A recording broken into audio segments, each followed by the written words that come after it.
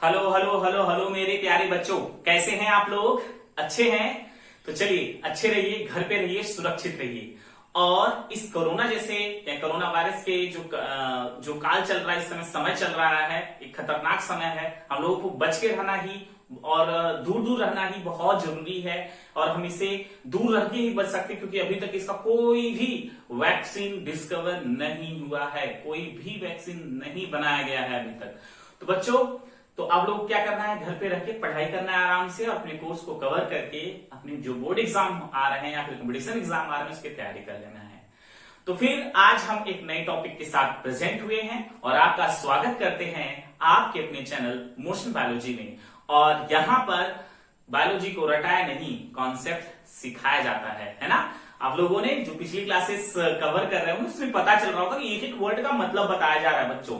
तो प्लीज आप लोग जो है इसी तरीके से बने रहिए। और बहुत अच्छा लगता है जब आप लोग क्वेश्चन के आंसर देते हैं, ऐसा लगता है कि हमारी जो मेहनत है वो कहीं ना कहीं सफल हो रही है, आप लोगों को सब कुछ समझ में आ रहा है। और आप लोग जो है प्रयास करते हैं, क्वेश्चन देते हैं, हम जो क्वेश्चन देते हैं उसका आंसर आप देते हैं बच्चों, तो बहुत अच्छा लगता है हमको। आप लोगों को हम बता नहीं सकते कि हम कितने खुश होते हैं कि वाह, आप लोगों ने जो है इस प्रकार से जो है हम पढ़ा रहे हैं। और आप लोगों से जो भी हम से 8 दिन पहले 9 दिन पहले जो हम पढ़ाए उसका आंसर आप लोग जो है एकदम सही तरीके से देते हैं। जैसा कि पिछली क्लास में याद होगा, तो पिछली क्लास में 2 क्वेश्चन पूछे गए थे। एक क्वेश्चन था जो कि हमने आपसे पूछा था कि आप जो है ये बताइए कि जो सिट्रिक एसिड और कैल्शियम होता है वो मेल के किस ग्लैंड से निकलता है। तो आप लोगों ने उसका आंसर सही दिया। साथ में क्वेश्चन और था कि प्रोजेस्टेरोन कहां से रिलीज होता है। तो बहुत सारे स्टूडेंट ने इसका आंसर सही दिया है। तो आप लोगों के लिए अगेन बहुत बहुत धन्यवाद। इसी प्रकार से बने रहें और सारे क्वेश्चन के आंसर को देते रहें। तो चलिए आज हम नए टॉपिक के साथ जो है एक और कॉन्सेप्ट को क्लियर करते हैं, जो स्टूडेंट को थोड़ा सा ऑकवर्ड लगता है बट है नहीं, ठीक है, बहुत आसान है ना। आज की हेडिंग है बच्चों यहां क्या, अंतःरोपण जिसको इंग्लिश में बच्चों कहते हैं इम्प्लांटेशन। एनसीईआरटी में एक फिगर दिया गया होगा, आप लोगों को याद होगा, उसमें आप पेज ओपन करेंगे उसमें फिगर होगा। फिगर में उसमें जो है बहुत सारी कोशिका को डिवीजन को दिखाया गया है और साथ में स्टूडेंट उसमें बताया गया है किस प्रकार से एक जायगोट जो होता है वो डिवाइड करते करते करते करते वो एक जो है गर्भाशय में जाकर क्या होता है, इम्प्लांट हो जाता है, वहां पर जो है चिपक जाता है। सीधा सा मतलब ये है बच्चों कि जो जैसे आपको ये तो पता चल गया होगा पिछली क्लास के अकॉर्डिंग कि हम जो है पढ़ रहे थे क्या कि जो स्पर्म होता है वो कहां पर आता है, फीमेल एक के पास आता है, अपना सेंट्रियोल देता है, उसका मियोसिस सेकंड कंप्लीट होता है जो कि मेटाफेज सेकंड में अरेस्ट रहता है। और जब उसका मियोसिस सेकंड कंप्लीट होता है तो फिर से क्या होता है, जो एग होता है वो फर्टिलाइज हो जाता है और जायगोट बन जाता है। मतलब कि जो n नंबर गुणसूत्र था वो 2n हो जाता है, क्योंकि मेल का और फीमेल का दोनों का क्रोमोसोम आपस में मिल जाता है बच्चों। तो इस प्रकार से आप लोगों ने सब कुछ एक एक पॉइंट को समझा और आसानी से एक जो है आप लोगों ने सब कुछ जो है आप मेमोराइज कर लिया होगा, अपने नोट्स में लिख लिया होगा। चलिए इसी के साथ एक क्वेश्चन का जवाब हमें दे दीजिएगा कि जो ओवरी से जो है फिम्बरी के द्वारा किसको कैप्चर किया जाता है, ठीक है, किसको कैप्चर किया जाता है, तो इसका आंसर जो है हमें कमेंट बॉक्स में बताइएगा नेक्स्ट क्लास में। और साथ में एक क्वेश्चन और बताइएगा कि निषेचन कहां संपन्न होता है, मतलब निषेचन कहां पर कंप्लीट होता है, ये क्वेश्चन भी आप हमें कमेंट बॉक्स में बताएंगे। तो आज की क्लास है बच्चों इम्प्लांटेशन का मतलब है, समझ लीजिए कि जो जायगोट जो बना है वो जायगोट जाकर यूट्रस मतलब कि जो गर्भाशय होता है उसमें चिपक जाता है ना, गर्भाशय में जाकर चिपक जाए, तभी तो वो भ्रूण से जो भ्रूण बनेगा यानी कि जो नया बच्चा बनेगा वो अगर चिपकेगा नहीं, किससे चिपकेगा बताइए, किसके साथ चिपकेगा, वो जो गर्भाशय के अंदर की एंडोमेट्रियम वॉल होती है उससे जाकर चिपक जाएगा। जब उससे बच्चों चिपकेगा तभी तो वो जो भ्रूण है वो डेवलप करके बेबी में कन्वर्ट होगा। है ना, और अपनी माँ से माँ से क्या करेगा, अपना भोजन प्राप्त करेगा वहां से। आगे की क्लास में हम सारे कॉन्सेप्ट क्लियर करेंगे, लेकिन आज जो एक छोटी सी हेडिंग हम पढ़ने जा रहे हैं वो कौन सी, इम्प्लांटेशन। इसमें आपको याद होगा यहाँ पर लिखा क्या है, जाइगोट। जाइगोट मतलब इसकी हिंदी क्या होती है बच्चों, ह्यूमनस, है ना, इतना तो पता है। यानी कि जो मेल गैमेट होगा वो फीमेल गैमेट को फर्टिलाइज करेगा तो ह्यूमनस बनता है। अब उसके बाद यहां पर एक पॉइंट लिखा है क्लीवेज, जिसको हिंदी में बोलते हैं बच्चों विदलन। क्या कहते हैं, विदलन। विदलन किसे कहते हैं, देखिए, जाइगोट यानी जो जाइगोट होता है उसमें लगातार डिवीजन होता है, यानी कि एक कोशिका, जाइगोट एक कोशिकी होता है, तो एक कोशिका से 2, 2 से 4, 4 से 8, 8 से 16, इसी को हम बोलते हैं क्या, विदलन। विदलन मतलब क्या कि, यानी क्लीवेज मतलब क्या होता है, क्लीवेज मतलब होता है कि जाइगोट लगातार विभाजन करे लेकिन संतति कोशिका में कोई वृद्धि ना हो। फिर से कॉन्सेप्ट क्लियर कर लीजिए आप अपना। हमने क्या बोला, जाइगोट के लगातार विभाजन से संतति कोशिका जो है लगातार जो है अपनी संख्या बढ़ाए लेकिन उनमें कोई वृद्धि ना हो, मतलब कि जो कोशिका बन रही है जितनी छोटी बन रही है उतनी ही छोटी रहे, है ना, यानी जितना डिवीजन के बाद बना वो उतना ही बड़ा रहे। इसी को हम बोलते हैं विदलन। यानी कि जाइगोट डिवीजन कर रहा है, संख्या बढ़ रही है, लेकिन उसमें उस कोशिका यानी जो संतति कोशिका है उसमें कोई वृद्धि नहीं होती है। इसी को बच्चों हम क्या कहते हैं, विदलन कहते हैं। ठीक है, तो यहां पर जाइगोट जब 2 से 4, 4 से 8, 8 से 16, तो जब लगातार ये डिवीजन करता है और उससे बनने वाली जो कोशिका होती है उसको क्या कहा जाता है बच्चों, ब्लास्टोमियर्स कहा जाता है। क्या कहा जाता है, ब्लास्टोमियर्स, जिसको इंग्लिश में बच्चों कहा जाता है कोरक खंड। ठीक है, कोरक खंड कहा जाता है। ठीक है, यानी जाइगोट से 2 से 16 मतलब 2 से 16 स्टेज लगातार डिवीजन करके 16 स्टेज वाली जो है एक छोटा सा गेंद जैसी, यानी जो बॉल जाते हैं ना, तो गेंद जैसी संरचना का निर्माण होता है, उसी को क्या कहते हैं, ब्लास्टोमियर्स कहते हैं बच्चों। ठीक है, ब्लास्टोमियर्स कहते हैं। अब उसके आगे देखेंगे आप लोगों को बता दें हम, जिसमें 8 से जो 16 सेल स्टेज होता है, 8 से जो 16 सेल स्टेज होता है उसे मॉरुला कहते हैं। मॉरुला मतलब क्या, हिंदी में इसको तूतक कहा जाता है। ठीक है, इंग्लिश में इसको क्या कहा जाता है, मॉरुला कहा जाता है। मतलब इसमें 8 से 16 स्टेज जो है बच्चों उसको तूतक यानी मारुला के नाम से जानते हैं। ठीक है, अब जो मारुला होता है आगे ये किसमें कन्वर्ट हो जाता है, ये ब्लास्टोसिस्ट में कन्वर्ट हो जाता है। मतलब आगे इसमें जो है डिफरेंट चेंजेस होते हैं और जिसके द्वारा ये किसमें कन्वर्ट हो जाता है, ब्लास्टोसिस्ट में कन्वर्ट हो जाता है। जब ये ब्लास्टोसिस्ट में कन्वर्ट होता है बच्चों, तो ब्लास्टोसिस्ट के 2 भाग होते हैं। कौन कौन से, बाहर की तरफ जो भाग होता है उसको पोरक मतलब पोष कोरक कहते हैं। ठीक है, क्या कहते हैं उसको, पोष कोरक कहते हैं। ठीक, जिसको इंग्लिश में बोलते हैं बच्चों ट्रोफोब्लास्ट। और अंदर की तरफ जो कोशिकाएं होती हैं उसको हम बोलते हैं इनर सेल मास, यानी अंतर कोशिका समूह। ठीक है, और ये जाकर यूट्रस की भाग से जाकर क्या हो जाता है, चिपक जाता है और बाद में डिफ्रेंशिएट करके बाद में अपनी कोशिकाओं में बहुत सारे चेंजेस करके बच्चों वो किस में कन्वर्ट हो जाता है, वो धीरे धीरे भ्रूण और भ्रूण से एक नए बच्चे में कन्वर्ट हो जाता है। अब बच्चों आप लोगों को तो ये चार्ट, ये फ्लो चार्ट से तो हमने इम्प्लांटेशन की हेडिंग को फिनिश कर लिया। ठीक है, यानी कि ये जो ब्लास्टोसिस्ट है, ब्लास्टोसिस्ट का ये जो ट्रोफोब्लास्ट होता है वो जाकर गर्भाशय की बाल से चिपक जाता है। इसी क्रिया को बच्चों बोलते हैं क्या, इसी क्रिया को बोलते हैं इम्प्लांटेशन, यानी कि अंतःरोपण। आप लोगों मन में बोला होगा इम्प्लांटेशन मतलब अंतःरोपण। ठीक है, यानी कि यहां पर एक लाइन में इम्प्लांटेशन की ये हम लिख सकते हैं थ्योरी कि जाइगोट के लगातार विभाजन होने के बाद जब जाइगोट 8 से 16 कोशिका स्टेज में विभाजित हो जाता है तो उससे हम क्या बोलते हैं, उसे बच्चों ब्लास्टोमियर कहते हैं। और ये ब्लास्टोमियर जो है जाकर गर्भाशय की दीवार से चिपक जाता है, मतलब अपने उसमें बहुत सारे चेंजेस होने के बाद वो गर्भाशय की दीवार से चिपक जाता है और इसी क्रिया को बोला जाता है क्या, अंतःरोपण कहा जाता है बच्चों। अब बच्चों हम इसको एक जो है फिगर के थ्रू समझाना चाहते हैं आप लोगों को, जो कि आपके कॉन्सेप्ट को एकदम मस्त तरीके से क्लियर कर देगा, है ना। यहाँ पर देखिए ये सेकेंडरी साइट है। सेकेंडरी साइट आपको पता है फैमिली द्वारा कैप्चर किया जाता है और उसका निषेचन होता है। निषेचन के लिए वहां पे कौन आते हैं, जो है बहुत सारे स्पर्म आते हैं। पिछली क्लास में याद होगा ना, बहुत सारे स्पर्म आते हैं, है ना। तो लगभग 20 से 30 करोड़ स्पर्म होते हैं, उसमें से 100-150 आते हैं एक को फर्टिलाइज करने के लिए। केवल सिंगल स्पर्म जो है बच्चों इस एक को फर्टिलाइज कर पाता है, मतलब एक स्पर्म जो है इस एग को फर्टिलाइज करता है। और उसके बाद जब यह एग जो है फर्टिलाइज हो जाता है तो इसमें डिवीजन स्टार्ट हो जाता है। एक मतलब जब ये कन्वर्ट होता है, ये किसमें, मतलब ये जब फर्टिलाइज हो जाता है तो जाइगोट में बदल जाता है। किसमें बदलता है? जाइगोट में। एक सिंगल कोशिका बन जाती है। मतलब यहां पर हम बीच में एक और सेल बना सकते हैं। यहां पर हम बना सकते हैं एक और सेल का फिगर।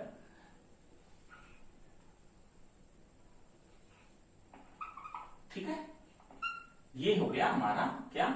जाइगोट। ठीक है, यानी निषेचन के बाद बच्चों क्या हुआ? जाइगोट का निर्माण होता है और ये जाइगोट लगातार डिवीजन करना स्टार्ट हो जाता है।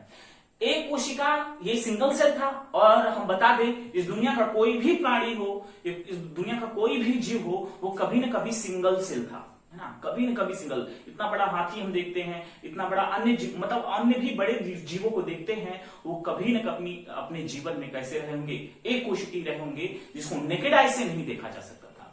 तो बच्चों यहां पर आप लोगों को क्लियर करते हैं, निषेचन के बाद बनता क्या है? जाइगोट बनता है। और ये जाइगोट जो है बाहर की तरफ ये लेयर आपको याद है जोना पेलुसिडा की है, और अंदर ये जो है क्या होने लगता है? डिवीजन स्टार्ट हो जाता है।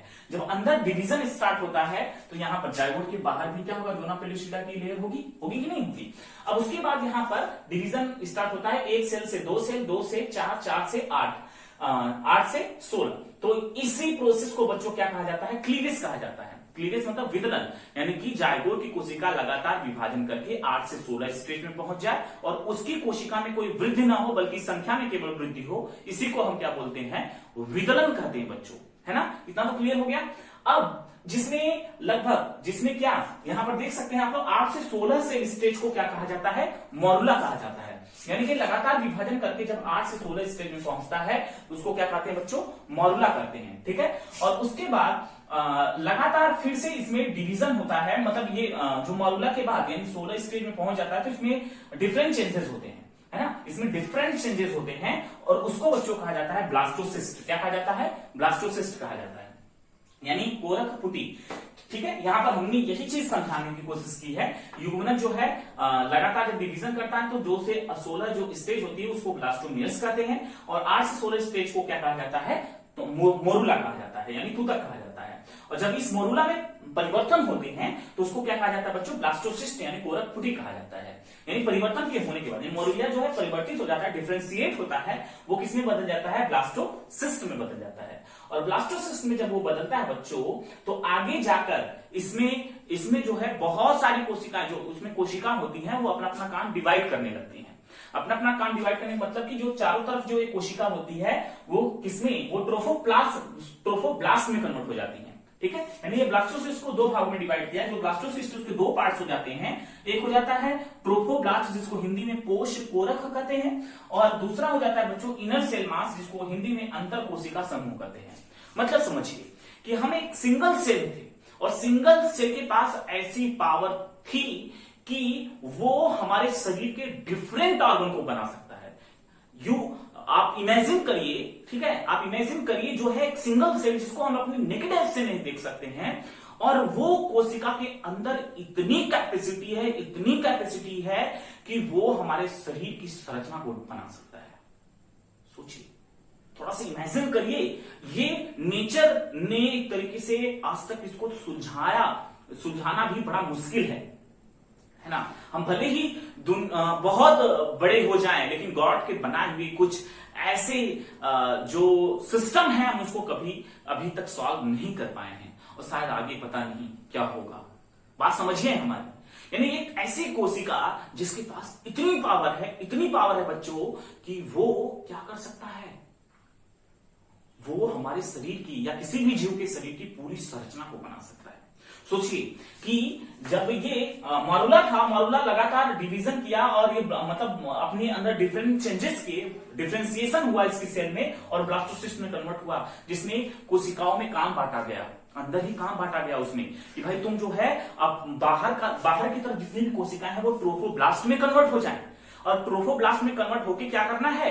आपस में सब ऐसा ही मतलब एक जो बता रहे हैं उससे समझने की कोशिश करिए आप लोग कि मॉरुला जो है उसके अंदर की कोशिकाएं आपस में क्या की कंसल्ट की होंगी कि भाई अब जो है हमें क्या करना है, यूट्रस की वॉल में चिपकना है। अब हमारे पास इतनी शक्ति नहीं रह गई है कि हम और डिवीजन कर सकें, इसलिए हमें भोजन की आवश्यकता होगी और इस भोजन को हमें अपनी मां से प्राप्त करना है। तो ऐसी स्थिति में क्या होगा कि वो मोरुला की जो चारों तरफ की कोशिकाएं हैं उसमें से कुछ ने कहा कि भाई जो बाहर की लेयर है वो ट्रोफोब्लास्ट में कन्वर्ट हो जाए, वो जाकर यूट्रस की वाल से क्या करेंगी, चिपकेंगी, यूट्रस की वाल से चिपकेंगी और चिपक के जो है मां के गर्भ से, मतलब वहां से होता है ना प्लासेंटा जो होता है नाभि से जुड़ा होता है, तो वहां से क्या देंगी, वो भोजन देंगी हमको, ताकि और फिर उसमें से और अन्य कोशिकाएं थी, उन्होंने कहा कि हम अंदर रहेंगे और अंदर हम पूरे शरीर का क्या करेंगे, संरचना का निर्माण करेंगे। उसमें भी इनर सेल मास, यानी कि यहां पर देखिए जब आगे कन्वर्ट हुआ तो बाहर की कोशिका किसमें कन्वर्ट हो गई,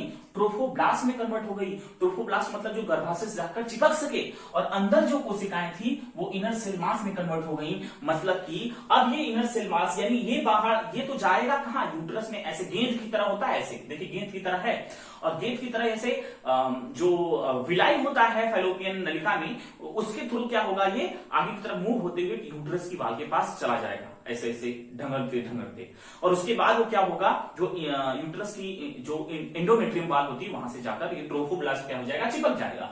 अब ये ट्रोफोब्लास्ट क्या करेगा कि मां से क्या करना स्टार्ट कर देगा, भोजन देना स्टार्ट कर देगा, किसको, इनर सेल मास को। यानी कि ये बोल दिया कि हम तो अब तुम लोगों को भोजन प्रदान कर दिए हैं, अब एक काम करो, अब डिफरेंशिएट होकर अपना अपना काम बांटो और एक एक ऑर्गन को बनाओ। सोचिए, कैन यू इमेजिन, एक एक कोशिका जो है, यानी जो यहां पर जो इतनी सेल है, ये हमारे शरीर के डिफरेंट ऑर्गन को बना रही है ना।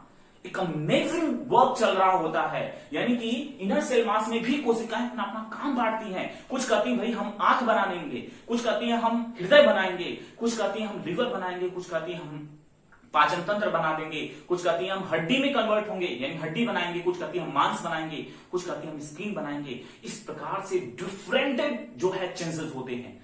और सोचिए ये इनर सेल मास जो है आगे जो है कन्वर्ट होके एक भ्रूण बनाती है, जिसमें सबसे पहले हृदय जो है बच्चों का धड़कना स्टार्ट होता है। बच्चों, हम पिछली जो अगली क्लास आएगी उसमें हम बताएंगे कि किस महीने में कौन से ऑर्गन बनते हैं हमारे शरीर में, और बहुत इंटरेस्टिंग क्लास होने वाली है आगे की, और आप लोगों को समझने को मिलेगा। और इस काम में भी हार्मोन बहुत बड़ा रोल प्ले कर रहा होता है हमारे शरीर में, है ना। उसके बारे में हम डिस्कस करेंगे स्टूडेंट आपसे, लेकिन फिर भी आप इतना पॉइंट समझ में आ रहा होगा आप लोगों की, जो हम बताना चाह रहे हैं वो कितना आसान है ना। और ट्रोफोब्लास्ट ये जो बता रहे हैं वो तो आसान है, लेकिन काम जो अंदर हो रहा है वो बहुत ही टफ है ना। कितना सोचिए यहाँ पर कि ये जो इनर सेल मास है, इनकी हर एक कोशिका अपना अपना काम बांट ली है कि हम ये काम करेंगे, हम ये काम करेंगे। अब सोचिए कि हम एक सिंगल सेल थे हम सभी, लेकिन हमारे पास आंख बनी, दांत बने, और उसके बाद हमारा चेहरा अलग हो गया, हमारा ब्रेन अलग हुआ,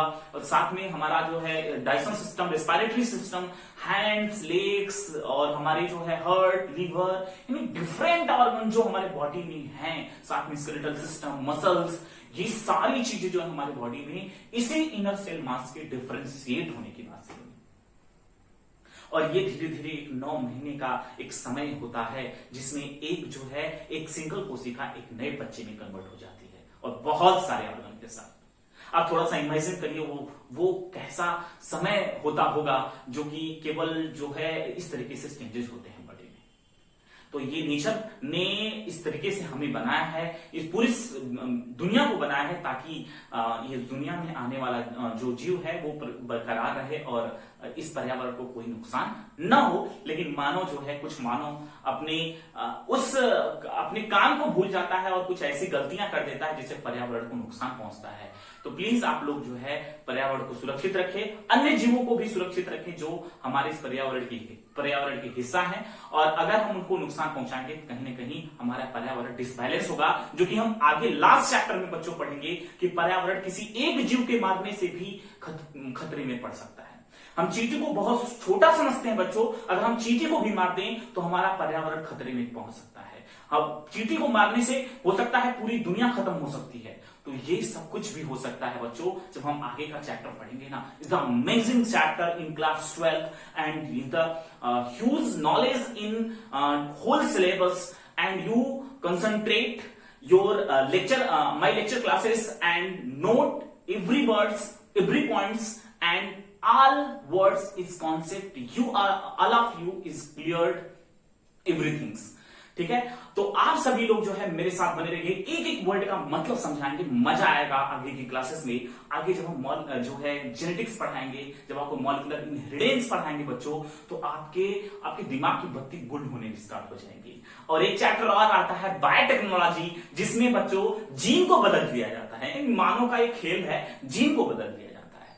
ठीक है, तो अन्य सभी विद्यार्थी आज की जो क्लास थी वो यही थी बच्चों। और फिर से एक बार रिवाइज कर देते हैं। यहां पर देखिए जायगोट में क्या हुआ, लगातार डिवीजन किया, कोशिका की संख्या में बढ़ोतरी हुई, कोशिका के साइज में कोई परिवर्तन नहीं हुआ, इसी को विदलन या क्लीवेज कहते हैं। यानी कि ये जायगोट लगातार 2 से 16 स्टेज में पहुंच जाता है, और जिसको हम क्या कहते हैं, जिसको 2 से 16 स्टेज को क्या कहते हैं, ब्लास्टोमियर, पूरे को ब्लास्टोमियर कहते हैं। और उसमें 8 से 16 स्टेज को क्या कहा जाता है, मरुला कहा जाता है। ये गेंद जैसी संरचना होती है, धीरे धीरे ढंगरते यूटेरस में पहुंच जाती है। यूटेरस के एंडोमेट्रियम वाल में मतलब कि जो मरुला है, इसमें कुछ डिफरेंशिएशन होते हैं, कुछ बदलाव होते हैं, जिसमें कन्वर्ट हो जाता है बच्चों इसमें ब्लास्टोसिस्ट में। ब्लास्टोसिस्ट मतलब कोरक पुटी में क्या हो जाता है, कन्वर्ट हो जाता है। जब ये बच्चों कोरक पुटी में कन्वर्ट होता है, तो उसके बाद इस ब्लास्टोसिस्ट में भी बदलाव होते हैं। जब इस ब्लास्टोसिस्ट में बदलाव होते हैं, तो बाहर की तरफ जो एक पतला सा लेयर बनता है, कोशिकाओं का समूह बनता है, उसको बोलते हैं पोषकोरक। और पोषकोरक जो बच्चों आप यहाँ पर देखिए, यहाँ पर जो पोषकोरक बना है अंदर की तरफ, मतलब कोशिका देखिए कम यहाँ पर खाली जगह है, खाली जगह को ब्लास्टोसिल कहा जाता है, ब्लास्टोसिल। ठीक है, यानी ये जो ट्रोफोब्लास्ट लगातार बहुत तेजी के साथ डिवीजन करता है, बहुत तेजी के साथ डिवीजन करता है।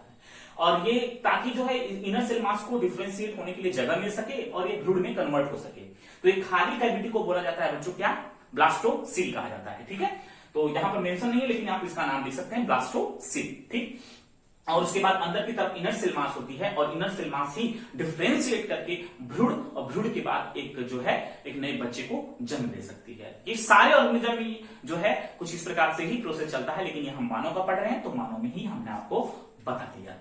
और बच्चों बता दें, एक और इंपॉर्टेंट पॉइंट है कि जायगोट मतलब कि फर्टिलाइजेशन होने के बाद, यानी एक बार जब निषेचन हो जाता है, तो निषेचन होने के बाद लगभग 7 दिन, यानी यहां कह सकते हैं 5 से 7 दिन, 5 से 7 दिन में जो फैलोपियन नलिका होती है, उस फैलोपियन नलिका में ये गेंद जैसी संरचना, यानी कि ये ब्लास्टोसिस या ट्रोफोब्लास्ट बनते हुए, यानी कि ये डिवीजन चल रहा है और ये आगे की तरफ ढंगल रहे हैं। और उसके बाद फैलोपियन नलिका से होते हुए ये कहां पर आ जाते हैं, यूट्रस में। 7वें दिन जो है इनका इम्प्लांटेशन हो जाता है।